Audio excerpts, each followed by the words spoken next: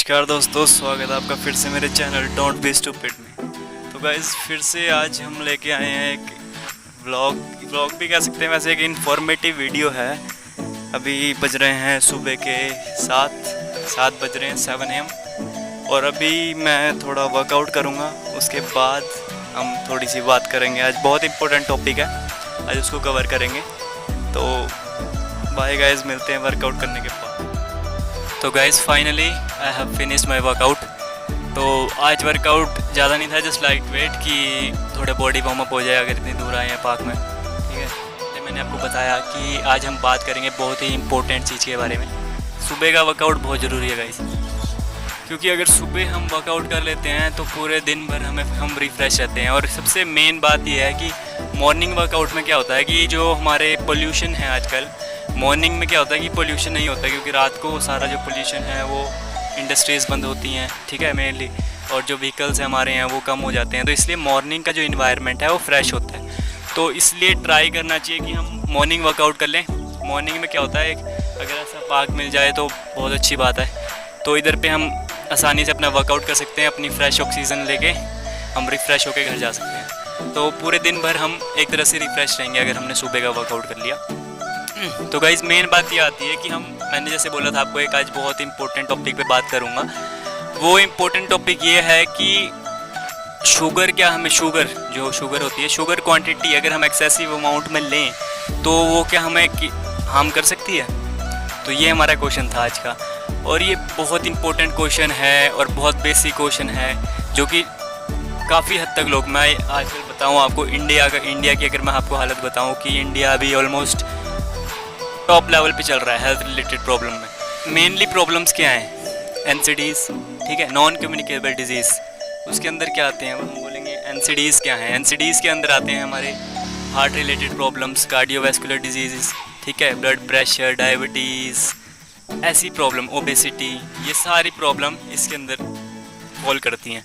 तो अब क्या करें, NCDs, और अगर हम एक्सेसिव अमाउंट में शुगर ले रहे हैं तो हम इस चीज़ को बढ़ावा दे रहे हैं, क्योंकि अगर एक्सेसिव अमाउंट में अगर हम शुगर लेंगे, जो कि हमारी बॉडी उस चीज़ के लिए नहीं बनी है, इतना एक्सेसिव अमाउंट में अगर हम शुगर लेंगे तो हमारी बॉडी उसके लिए नहीं बनी है। हमारी body simple food, micronutrients, macronutrients, इनके लिए बनी है।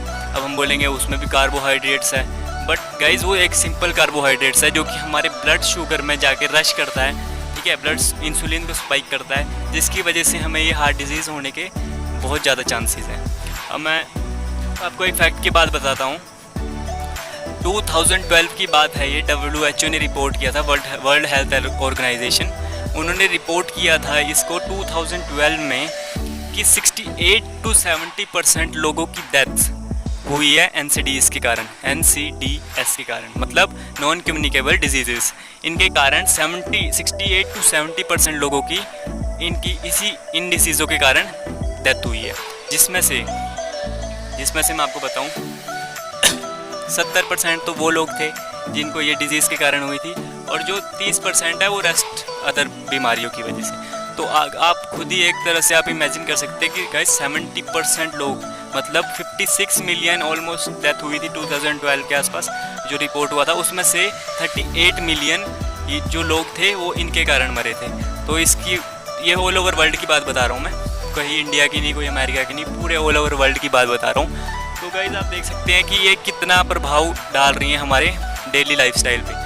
अब मैं बताता हूँ कि कितना अमाउंट में शुगर सेफ़ है, कितना हमें लेना चाहिए, कितना हमें नहीं लेना चाहिए, और उसके क्या फ़ायदे क्या नुकसान है, तो उसके बारे में बताता हूँ। तो गाइस अगर हमारा लाइफस्टाइल एक नॉर्मल इंसान की तरह, जो कि इंडिया में ज़्यादातर लोग हैं नॉर्मल इंसान, यानी कि जो वर्कआउट नहीं करते हैं, ठीक है, सुबह उठते हैं, अपना फूड लिया, इनटेक किया, खाना खाया, जिसके बारे में हमें कुछ नहीं पता कि हमने कितने क्वांटिटी में अपने कैलोरीज लेनी है, कितने क्वांटिटी में कार्ब्स लेने हैं, मतलब बिल्कुल भी उसमें अनुमान नहीं है कि हमने क्या लेना है, क्या नहीं खाना, कितनी कैलोरीज होनी चाहिए, कितनी मील्स लेनी है, उसमें कुछ भी नहीं है। जस्ट हमने इनटेक किया फूड, हम गए जॉब पे, वहाँ पे हमने काम किया जो भी है हमारा, उसके बाद हम घर आए, देन खाना खा के सो गए। एक ऐसा लाइफस्टाइल, ठीक है। इसके बारे में बताऊंगा कि हमें इसके लिए कितना शुगर चाहिए, कितना कैलोरीज चाहिए, और एक उस आदमी के बारे में बताऊंगा जो कि वर्कआउट करता है, ठीक है, डेली वर्कआउट करता है, जिसको पता है कि कैलोरीज उसे कितनी लेनी चाहिए, तो उसके बारे में बताऊंगा। और एक लास्ट कैटेगरी है जो लोग इन NCDs से गिरे हुए हैं, मतलब कि पहले ही उन्हें ये डिजीज़ लगी हुई है, तो उन्हें कितना शुगर लेना चाहिए उनके बारे में भी बताऊंगा। तो गाइस चलो स्टार्ट करते हैं टॉपिक। फर्स्ट वन हम स्टार्ट करते हैं जो लोग वर्कआउट नहीं करते हैं उनके लिए, खासकर गर्ल्स के लिए। ये गर्ल्स के लिए बता रहा हूँ, गर्ल्स या वुमेन इसमें दोनों फॉल करते हैं। तो उनको कितना शुगर लेना है, चिकन हार्ट एसोसिएशन ने ये रिपोर्ट किया, उन्होंने ये टेस्ट किया है, उसके हिसाब से ही मैं आपको ये नंबर्स बता रहा हूँ। तो गाइज़ गर्ल्स या वुमेन के लिए इसका नंबर है 5%, मतलब जितनी कैलोरीज हम इंटेक कर रहे हैं उसका 5% हम शुगर ले सकते हैं। तो कोई हार्मफुल इफेक्ट नहीं होगा हमारी बॉडी को, हमारे शरीर को, ठीक है। अब 5% कैसे निकालें हम? अगर एक लड़की 2000 कैलोरीज ले रही है पूरे दिन में, तो उसमें से 2000 कैलोरीज अगर वो कंज्यूम करिए तो उसका 5% निकालेंगे हम, तो आएगा 100 कैलोरीज। अब 100 कैलोरीज तो आ गई, अब उसको ग्राम्स में करने के लिए क्या होगा? तो उसको ग्राम्स में करने के लिए हम 4 से डिवाइड करेंगे, क्योंकि 1 calories equal to 4 gram of carbs, मतलब कार्ब्स के 4 ग्राम 1 कैलोरीज को जाता है, ठीक है। तो हम उसको 4 से डिवाइड करेंगे तो कितना आया? 25 के आसपास आ गया, 25 ग्राम्स आ गया। तो मतलब हमारा डेली शुगर इनटेक 25 ग्राम से अबव नहीं होना चाहिए, ठीक है। ये हो गया गर्ल्स के लिए या वुमेन के लिए।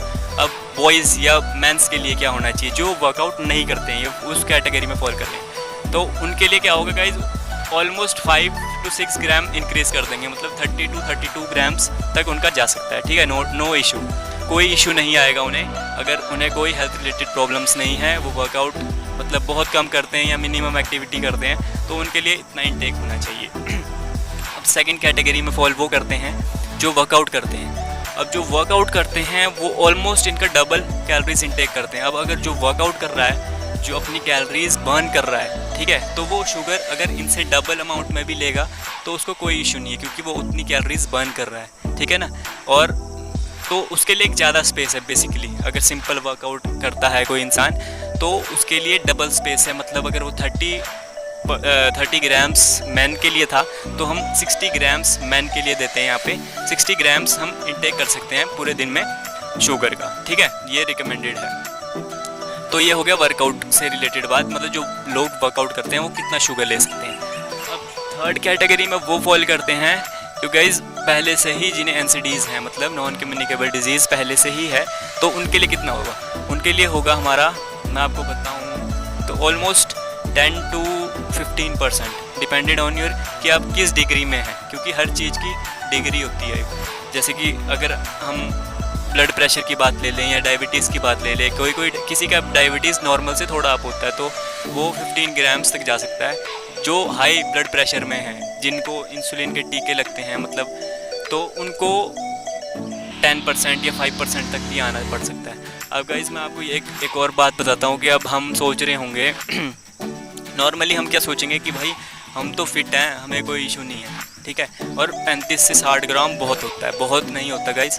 अगर हम कैलकुलेट करें अच्छे से तो ये बिल्कुल भी जो 60 हम ऑलमोस्ट 100 to 150 ग्राम्स तक ले जाते हैं और हमें पता भी नहीं चलता, क्योंकि 35 ग्राम्स या 40 ग्राम्स बहुत ज़्यादा नहीं है हमारे लिए, ठीक है। मैं आपको अगर बताऊँ सीरियसली तो इसके अंदर वो शुगर भी, अब ये हम ये सोच रहे होंगे कि टेबल शुगर की बात कर रहा हूँ मैं यहाँ पे टेबल शुगर की बात नहीं हो रही है, सारे शुगर्स की बात हो रही है, जैसे कि मेल्टोज, लैक्टोज, ठीक है, सुक्रोज, फ्रुक्टोज, इन सब की बात कर रहा हूँ मैं। ये जिस भी फूड से आते हैं तो हमें 30 ग्राम्स के अंदर रहना है या फिर 60 ग्राम्स के अंदर रहना है, जो कि वर्कआउट करते हैं। तो अब ये किस किस से आ रहे हैं? फ्रुक्टोज तो हमें पता है नेचुरली जो फ्रूट से मिलता है हमें, ठीक है, फ्रूट के अंदर जो शुगर क्वांटिटी होती है उसको फ्रुक्टोज कहते हैं। अब जो लैक्टोज है, लैक्टोज किसे कहते हैं? जो मिल्क के अंदर शुगर ऑलरेडी नेचुरल प्रेजेंट है उसको हम लैक्टोज कहते हैं, ठीक है। तो और माल्टोज एंड सुक्रोज, सुक्रोज जो है वो है हमारा टेबल शुगर, जो कि हमारे घर में यूज़ होता है चाय के लिए या दूसरी चीज़ों के लिए, सिरप वगैरह बनाने के लिए। और जो मेल्टोज है उसको हम कह देते हैं कि व्हीट या फ्लोर में से जो शुगर निकलता है या जो भी उसका बनता है सिरप या मेल्टाडेक्सटिन, जैसे कि आपने सुना ही होगा।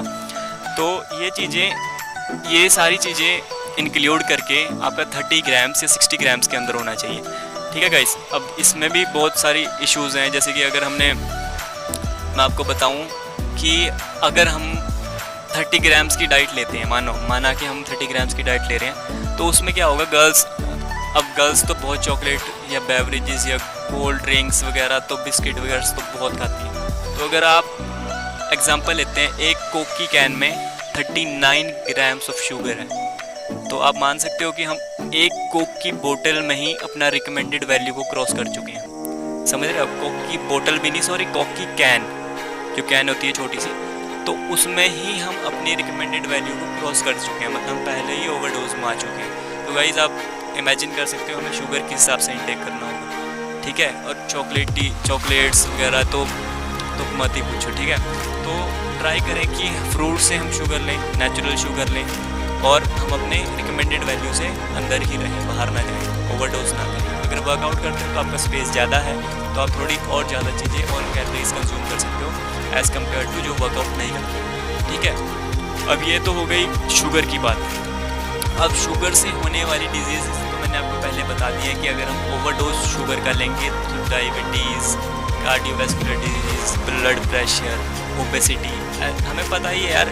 अगर सिंपल कार्ब्स हैं, कार्बोहाइड्रेट है, हमारी बॉडी में अंदर जाएंगे तो वो डायरेक्टली रश करेंगे हमारे ब्लड पे, ठीक है। अगर हमने वर्कआउट कर लिया तो ठीक है, वो जो कैलोरीज है, जो एनर्जी है, वो हो जाएगी हमारी बर्न, ठीक है, क्योंकि हमने वर्कआउट कर लिया, वो कैलोरीज हो गई हमारी बर्न, एनर्जी में कन्वर्ट हुई और उसको हमने बर्न कर दिया ड्यूरिंग वर्कआउट। अगर हम वर्कआउट नहीं करते तो क्या होगा गाइस, तो वो जो हमारी एनर्जी है वो स्टोर्ड हो जाएगी ग्लाइकोजन में, क्योंकि हमारी बॉडी इतनी स्मार्ट है, ऐसे वर्क करती है कि हमारी कोई भी एनर्जी जाती है तो अगर वो यूज़ ना हुई वो एनर्जी, तो वो हम स्टोर कर लेती है बॉडी उसे एज ए फैट। तो अगर फैट उसे बॉडी स्टोर कर लेगी तो एक्सेसिव अमाउंट अगर ऐसे ही चलता रहा, हमारा लाइफस्टाइल ऐसे ही चलता रहा, तो हम ओबीज हो जाएंगे थोड़े टाइम बाद। अगर ओबीज हो गए तो आपको पता है फ़ैट अगर हमारी बॉडी में आ गया तो ऐसा तो है नहीं कि हमारा जो फ़ैट है वो सबक्यूटेनियस फ़ैट है, ओनली हमारे स्किन के अंडर जो फ़ैट है वही आएगा, ऐसा तो नहीं है, ठीक है। अगर ऐसा होता तो शायद कम इशू होते, पर वो जो हमारा फ़ैट है वो यही नहीं कि हमारी सबक्यूटेनियस फ़ैट, मतलब स्किन के अंदर जो लेयर है उधर फ़ैट जमा होगा, वो विसरल फ़ैट में भी कन्वर्ट होगा, मतलब कि जो हमारे ऑर्गन्स के जो साइडों में फ़ैट होता है तो उधर पे भी हमारा वो सबसे ज़्यादा इशू करता है हमारा फ़ैट, ठीक है। तो गाइज़, तो प्रॉब्लम से घिरी हुई चीज़ें हैं ये सारी, अगर हम शुगर का इंटेक एक्सेसिव अमाउंट में करते हैं। तो शुगर का इंटेक मैंने आपको बताया कि क्या रिकमेंडेशन है, कितना इंटेक करना चाहिए, और अवॉइड करें यार कोल्ड ड्रिंक्स, पिज़्ज़ाज़, ये सारी चीज़ें अवॉइड करें। मैं ये नहीं कहता कि बिल्कुल छोड़ दें, आप आराम से ले सकते हैं हफ्ते में 1 बार 2 बार, और अपना वर्कआउट करते रहें तो कोई इशू नहीं है गाइस। अगर आप वर्कआउट नहीं करते और इन चीज़ों का फिर भी यूज़ कर रहे हैं तो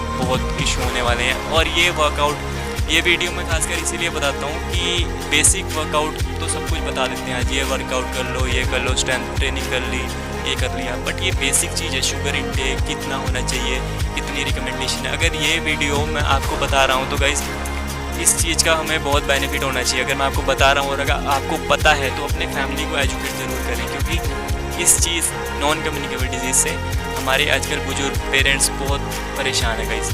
डायबिटीज़ से इंसुलिन के इंजेक्शन ले रहे हैं, ठीक है, इंजेक्शन लेने पड़ रही है, रेगुलर डोजेस में मेडिकेशन करनी पड़ रही है।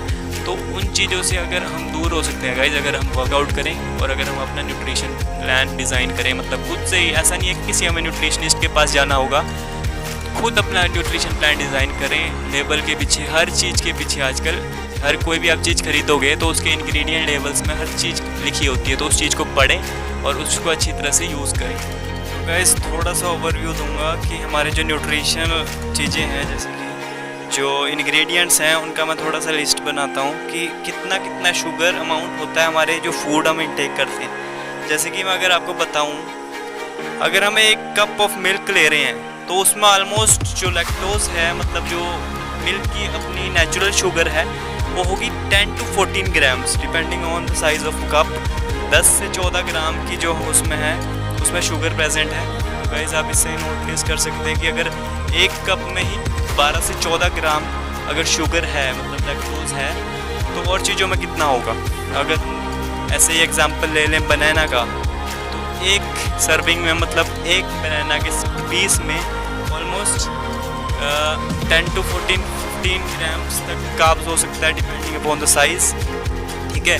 अगर हम जो रोटी खा रहे हैं, चपाती खा रहे हैं, तो उसका अगर हम शुगर का बात करें, शुगर कितनी होती है उसमें, तो ऑलमोस्ट अगर हम 2 से 3 रोटी खा रहे हैं तो उसमें भी 6 से 7 ग्राम शुगर है। तो गाइस आप इससे खुद ही नोटिस कर सकते हैं। तो जो भी हम फूड खाते हैं तो उसमें भी शुगर इंक्लूड होता है। जैसे कि हम अगर ग्रीन लीफी वेजिटेबल्स खा रहे हैं तो उसमें भी शुगर है 1 ग्राम, डिपेंडिंग अपॉन कि कितना हम खा रहे हैं। गाइस आज की मेरी इन्फॉर्मेटिव यही थी। अगर किसी को भी कोई डाउट होता है या किसी को किसी चीज़ के बारे में कुछ इन्फॉर्मेशन चाहिए, हेल्थ रिलेटेड प्रॉब्लम्स के बारे में या तो अपने वर्कआउट शेड्यूल के बारे में, तो मेरे को कमेंट बॉक्स पे ज़रूर मैसेज भेजें। ठीक है गाइस, तो आज की वीडियो यहीं समाप्त करते हैं। साइनिंग ऑफ, जय हिंद।